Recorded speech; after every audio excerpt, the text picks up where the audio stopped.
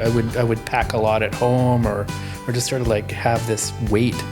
And then swimming sort of, whatever it's done, it's just sort of allowed me to be a little more free.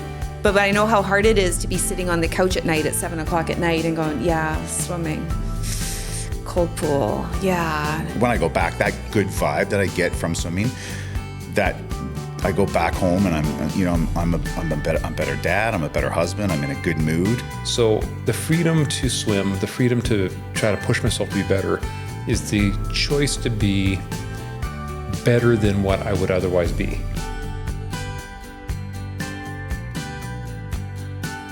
Is it great too, because like there's individual performance and we're all at different levels. You have different ages, but for some people it's like in 100 free, it's breaking a minute is a threshold. Yeah. And we'll celebrate that, or the individuals will. For other people, it could be a minute 30 and we'll equally celebrate that. Absolutely. So it's not like, it's still an individual performance thing, and it'll drive people to do that, and we'll all get on board.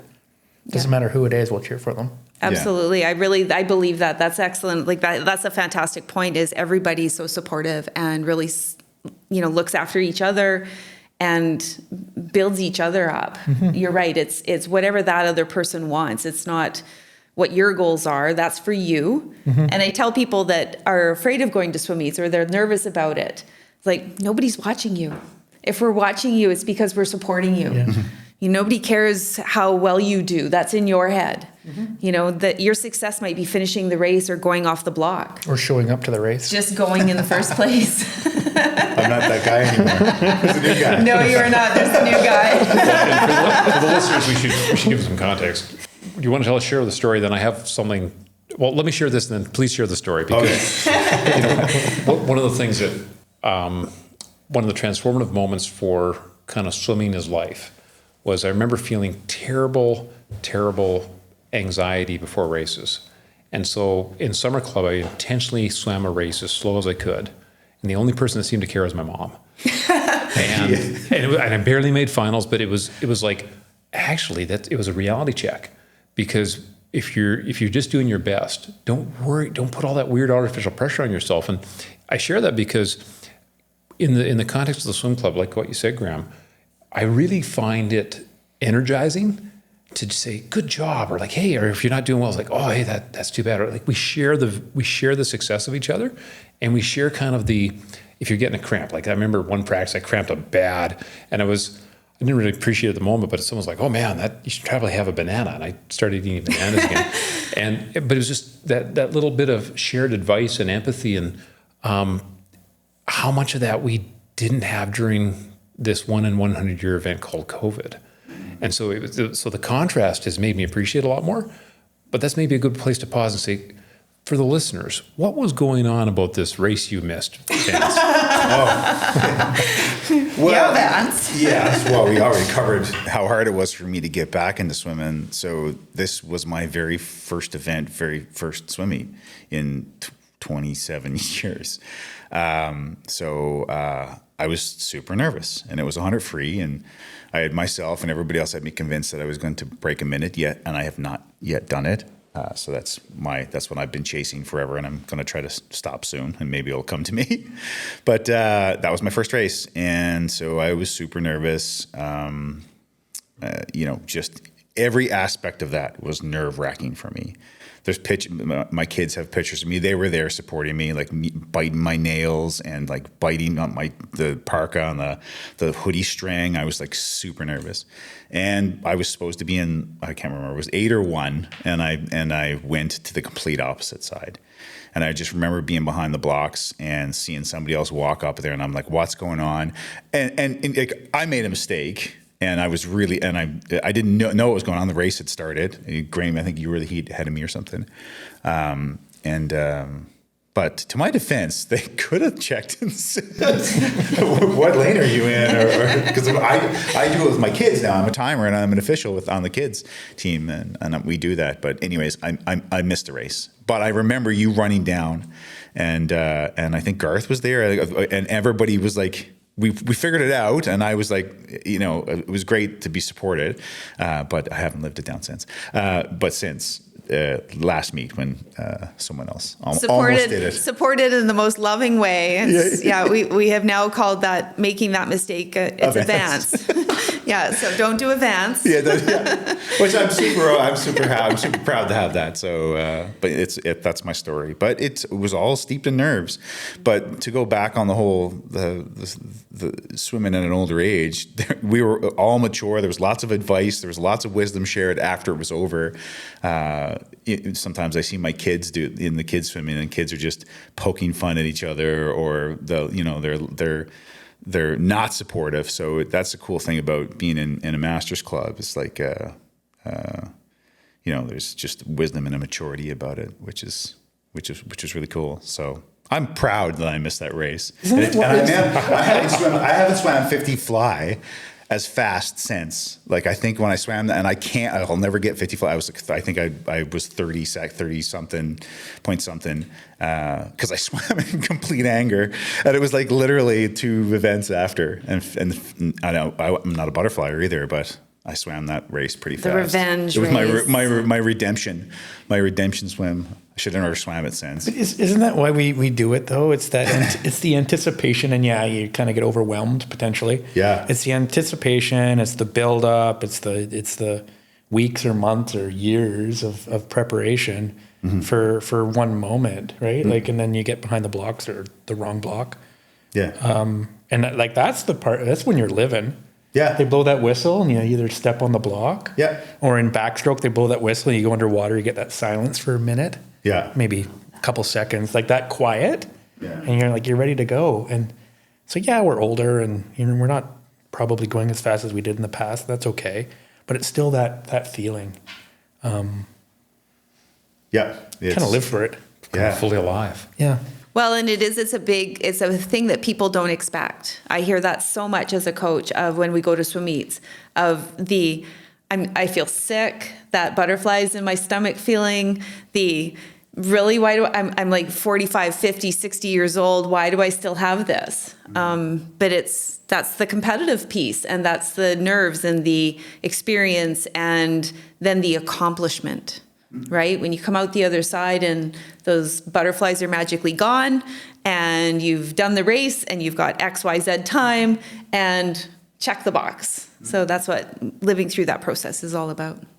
Has anybody else found that since we started training again, getting the support, doing the competitions, experiencing that contrast, the thrill of performing against the anxiety of about to perform, that everything else in life has become a little easier because we're doing something that's harder by intention. Like no one's making us swim.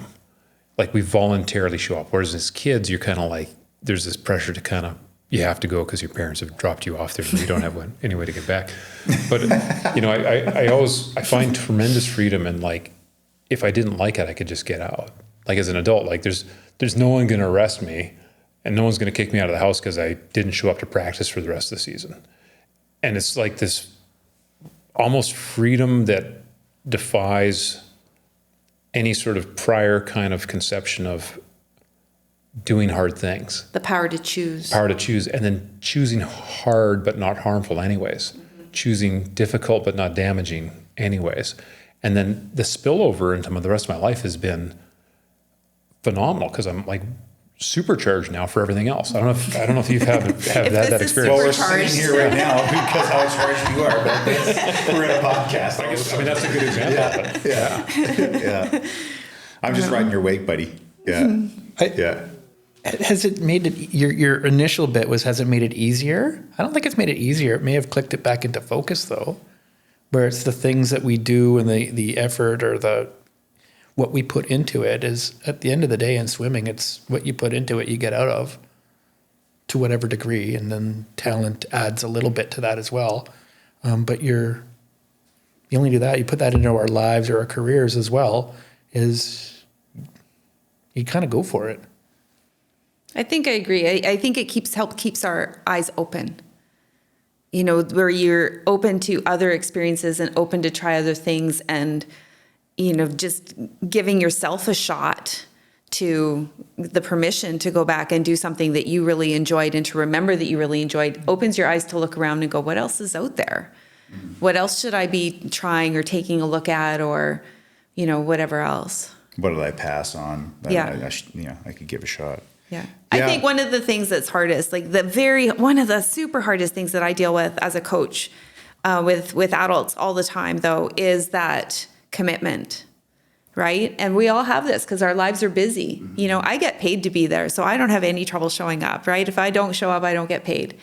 But it's also my happy place. It's where my favorite people are, and it's a swimming pool. How is that a bad part of my day in any scope, right? But I know how hard it is to be sitting on the couch at night at 7:00 at night and going, yeah, swimming, cold pool. Yeah.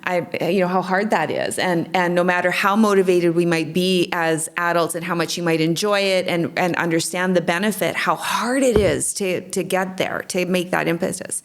And I think that's what we find. Sometimes we want that parent that is dropping us off at the pool and will come and pick you up in 2 hours because that's just what it is. So it's harder to be self-motivated. We have that little carpool group, which makes it a little easier for us now too, because sometimes we have one of us is, had Except a long for day. last night when you all bailed on the carpool and then all showed up anyway. That was funny. We all but that's a good, just to reflect on what you were saying. It's like, I could have easily not came. I had myself convinced I wasn't going to go swimming last night, and I was already out. I did a 5K snowshoe with the kids, and my shoulders bugging me, and I started to build all these excuses. I'm just going to stay home tonight and relax. And I was just sitting, like twiddling my thumbs at 10 to 7 because we had just got back in the door at 6 o'clock. I was like, screw it, I'm going to go swimming.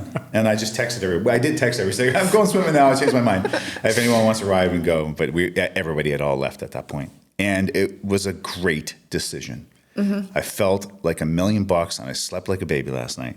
And I commented in practice that Vance needs to go do a 5K snowshoe every day before practice because he swam great. Well, this guy's got me running now too. Yeah. So as long as I don't blow a knee and do it easy, I'm just staying active as much as I can at this point. It's my new drug. But yeah, I'm glad I get myself off the couch to do it because it is. I do have a busy schedule, 2 kids, and I work 9 to 10 hours a day, and my work is more stressful than I want it to be, and there's hardly enough time to give to myself. And for 25 years, I just didn't give myself enough time. And the time that I did have, it was like time I should have been sleeping. So I'd be watching TV late or something and making bad food choices or whatever it was. But do you feel like you're a better person when you swim?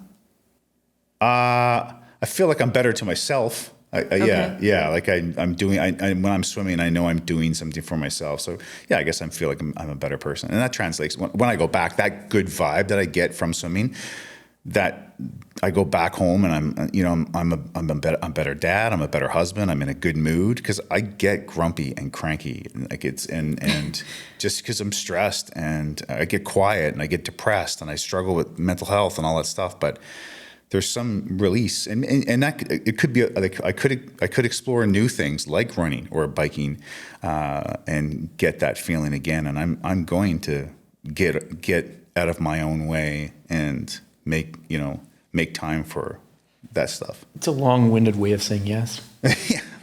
That's my middle name, long-winded.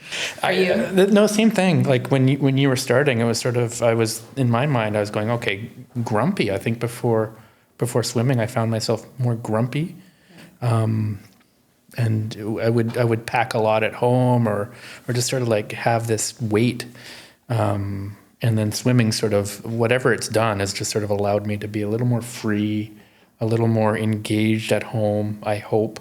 So yeah, I think the question is, has it made you a better person? And your long answer is yes. Yeah. And my shorter answer is also yes. Also yes. Yeah. Tom? Yeah, absolutely. Yeah. Nice short answer. Yours is still the shortest. So I mean this Yes. as respectfully as I can. One of the things I'm aware of, and as we kind of hold the objective measure of the clock against the mirror of your life, and I'm constantly looking into the mirror and saying, what are my blind spots? Or how's my stroke going? You know, how are you swimming? You know, you can, because effort does not necessarily mean efficiency.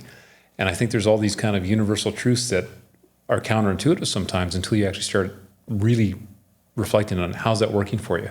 So like last night, Vance, you were swimming great. I mean, you were right beside me in the pool and you'd been snowshoeing. And I was like, well, great. And we're pacing each other. And I remember we kind of had that weird moment where we touched each other's hands like bros. And Super awkward. super awkward. But it was because we were like pacing each other. And I said, hey, sorry, I didn't mean to cross the lane there. And I think we both crossed the lane. But the point was, for me, when we start to focus on how to do things better and encouraging each other how to do it, it becomes habitual. And so I think the habitual focus on technique and form and these other things is spilling over into other areas of life. Like one of the things that can really be frustrating, and I do a lot of reading. This isn't a plug for a product because I don't own it, but the speed reading that I talk about all the time. I got to teach you guys speed reading. So you read a ton and you start seeing these things that just work. And for me, what seems to work is adopting things that are good that become habit. And what I was really worried about, particularly before I started swimming, was I started becoming habituated on being grumpy. Because, I mean, I actually had a term for it, and I hope I don't get in trouble for saying this, but I called it old man-itis. And I would joke with my family. It's like, oh, I don't want to have old man-itis.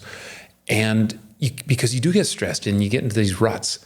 And I had to break out of that and focus on the positive. And I think the difference there was it was a choice. So the freedom to swim, the freedom to try to push myself to be better is the choice to be better than what I would otherwise be. And that's kind of the margin of win. And so even if I'm not breaking a minute, I don't want to swim 100 free, it hurts. And so Vance, you have my sympathies. The last 25 hurt when I was a kid, it hurts as an adult. But the fact that we're doing this together and we're having fun and we're setting, personal bests and maybe national records as a team, and we're sharing our story with somebody that might be encouraged. And what was really amazing to me was when you start getting in that energy of personal best, competition becomes healthy. I remember growing up reflecting on somebody's got to lose for somebody to win. And what I like about swimming is everybody wins. Maybe it was naive, but I actually think it's true now more than ever. In society, much like swimming, if everyone's just doing their best, everybody wins. COVID kind of freaked me out because if anybody ever told you that, I'm in it for myself, we were all in that together. I mean, you couldn't go out of your house because everybody together had to share germs. And that was kind of a huge epiphany for me. And that's like, okay, well, we are in this together. And last thing I'll say, and if this is really philosophical, forgive me, but as a society, to your point, we all need a little bit of that swimming mentality. Like at your workplace, when someone is encouraging you, you thank them. When someone shows you how to do something better, it's because they want you to win. It's not because they're going to take your job or something like that. Like you can always do better together. And as soon as you start getting out of the whole someone has to lose to win, which is swimming, freedom. Mm-hmm. Hold people up. Hold people up. I think that's your point. Yeah, and I think back to being a better person, it's definitely made me a better manager because I have a few direct reports in my job, and I find I'm a better I rally the team. I work better with my team. I move people around to where they're best suited, like a relay. Like sometimes this employee is not going to be the backstroker in this case. They're going to anchor and freestyle. But seriously, and I've used that in work, and I've made some changes in work and done some stuff in work that was purely based on that. Where is this person best fitted? And that was this whole relay mentality. So it's it's made me a better manager and a better person. Well, and the better swimmers that we have, for me, the better coach I am. And I have the same problems. I mean, I joke about I get paid to be there, so I have to be there. But there are a lot of days when I'm headed to the pool and I'm like, this is the last place I want to be. It's 7:00 at night. I really want to just go to bed. I've been up since 4:00 this morning or whatever the time frame was. And I'm exhausted and I'm tired. And then I get on deck and then I'm happy and it's fun and we have a good time and I'm good to go.